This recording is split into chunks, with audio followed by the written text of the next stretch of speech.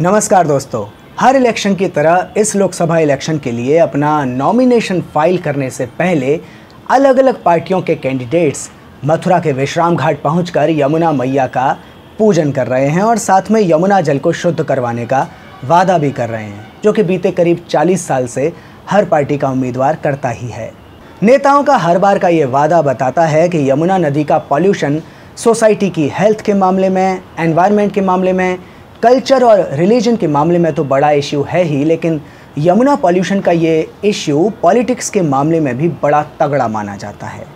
ऐसे में सवाल उठता है कि इतना इम्पॉर्टेंट इशू होने के बावजूद यमुना नदी को बीते 40 साल में पॉल्यूशन से मुक्ति क्यों नहीं मिली है और क्यों इस नदी का पानी साल दर साल और भी ज़्यादा पॉल्यूटेड होता चला जा रहा है।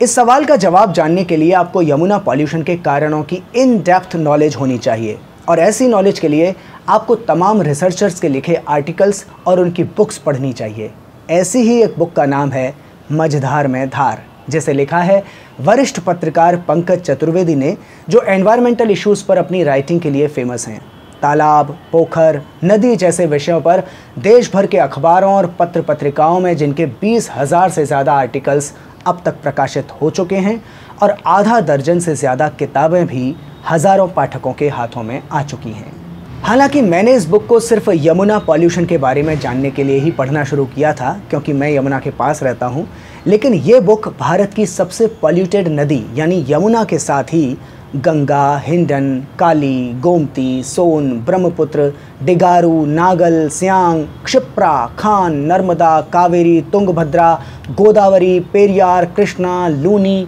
और भारत की सबसे साफ नदी यानी उमनगोत सहित अनेकों बड़ी छोटी नदियों के एग्जिस्टेंस पर आए खतरों की कहानी कहते हुए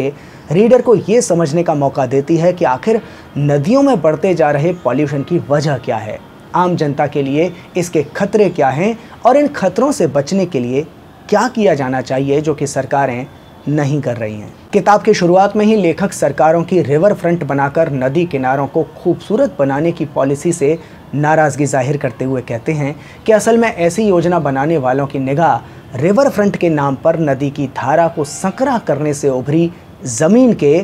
कॉमर्शियल यूज़ पर होती है। आज हमारे समाज में विकास के नाम पर जो कुछ होता है, लेखक के अनुसार नदियों की बर्बादी के लिए वही सबसे ज़्यादा जिम्मेदार होता है। विकास की एक बड़ी निशानी हम लोग मानते हैं बड़ी बड़ी बिल्डिंग्स के कंस्ट्रक्शन को, और इस कंस्ट्रक्शन के लिए ज़रूरत होती है सैंड की यानी रेत की, जो मिलती है नदियों से। नदियों से किया जाने वाला रेत का खनन किस तरह से फूड साइकिल को इफ़ेक्ट करता है, कैसे वो नदी और उसके आसपास के इलाकों की बायोडाइवर्सिटी को बर्बाद कर देता है, कैसे इसकी वजह से नदियों के रास्ते बदल जाते हैं, कैसे इसकी वजह से नदियों का पानी प्रदूषित होता जाता है और कैसे नदी की अपने आप को कुदरती तौर पर साफ करने की क्षमता कमज़ोर होती चली जाती है। इस बारे में यह किताब बेहद विस्तार से बताती है। कंस्ट्रक्शन के काम में समुद्र की रेत या रेगिस्तान की रेत की बजाय नदी की रेत ही क्यों इस्तेमाल होती है? ऐसे तमाम सवालों के जवाब बहुत ही इत्मीनान से इस किताब में मिलते हैं, जो निश्चित तौर पर मेरे जैसे हज़ारों पाठकों के लिए बिल्कुल ही नई जानकारी है। विकास की दूसरी निशानी माने जाने वाले कारखानों, मकानों और बड़ी बड़ी दुकानों पर बिकते ढेर सारे ज़रूरी और गैर ज़रूरी प्रोडक्ट्स की तरफ हमारा ध्यान ले जाते हुए ये किताब डिटेल में बताती है कि कैसे इन सब से निकला कचरा नदियों में डाल दिया जाता है, जिसके कारण नदियां बेमौत मरने लगती हैं। लेखक बताते हैं कि हमारी नदियों के सामने मूल रूप से 3 तरह के संकट हैं। पहला, पानी की कमी, दूसरा, मिट्टी की अधिकता और तीसरा, प्रदूषण। पूरी किताब में इन 3 संकटों के बारे में तमाम फैक्ट्स के साथ डिटेल्ड इन्फॉर्मेशन दी गई है। नदियों के अपने संकट के अलावा इस बारे में भी ये किताब काफ़ी सारी जानकारी देती है कि नदियों पर आया संकट किस तरह इनसे जुड़े जंगलों, पहाड़ों, किनारों, वन्य जीवों, पक्षियों, इंसानों वगैरह के अस्तित्व पर संकट ला देता है। जैसे कि वे बताते हैं कि भारत के करीब दर्जन भर प्रदेशों की कुल 211 नदियों के बराबर में कोई 50 किलोमीटर एरिया के खेतों की प्रोडक्शन कैपेसिटी लगभग पूरी तरह से ख़त्म हो गई है। इस एरिया के ज़्यादातर लोग त्वचा, फेफड़े और पेट की बीमारियों से बेहाल हैं। इस एरिया में अंडरग्राउंड वाटर की हालत ये है कि ये न तो इंसानों के पीने लायक बचा है और ना ही खेती के लायक।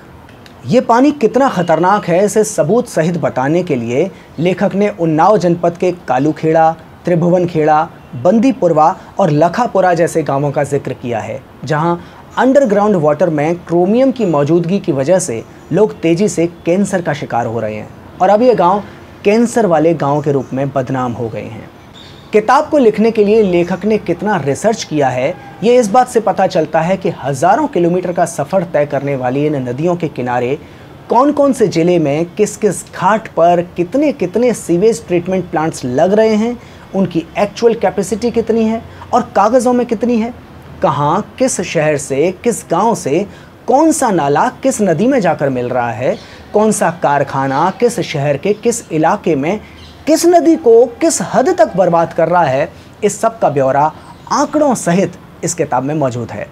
फिश एक्वेरियम में रखी जाने वाली कौन सी विलायती मछली हमारी किस नदी की किस प्रजाति को ख़त्म करके नदी को कुदरती तौर पर साफ़ करना मुश्किल बना दे रही है, इस तरह की तमाम छोटी छोटी लेकिन बेहद इम्पॉर्टेंट इन्फॉर्मेशंस इस किताब को पढ़ने वाले किसी भी इंसान को पर्यावरण और ख़ासकर नदियों के मामले में बेसिक लेवल से काफ़ी ऊपर का ज्ञान बहुत ही सरल भाषा में दे देती है।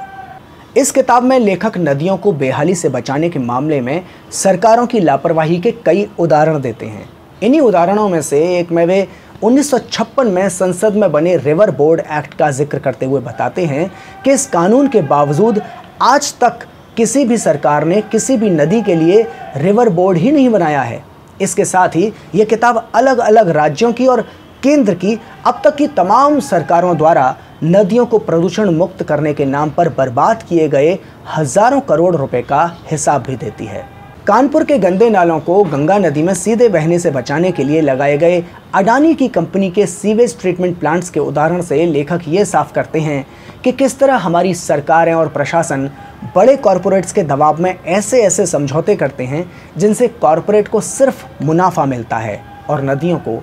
मौत। पर्सनली मुझे इस किताब की जो सबसे बड़ी दो खासियतें लगी वे मैं आपको ज़रूर बताना चाहूँगा। पहली तो ये कि लेखक ने गंगा, यमुना और गोमती सहित तमाम नदियों के प्रदूषित होने या मर जाने के आम कारण तो बताए ही हैं, लेकिन साथ ही हर नदी की बर्बादी का स्पेसिफिक रीज़न और उसे ज़िंदा रखने का स्पेसिफिक तरीका भी बताया है। और दूसरी खासियत मुझे लगी किताब की सरल भाषा, जिसे पढ़ना किसी भी ऐसे पाठक के लिए सिरदर्द साबित नहीं होगा जिसे किताबें पढ़ने की ज़्यादा आदत न हो।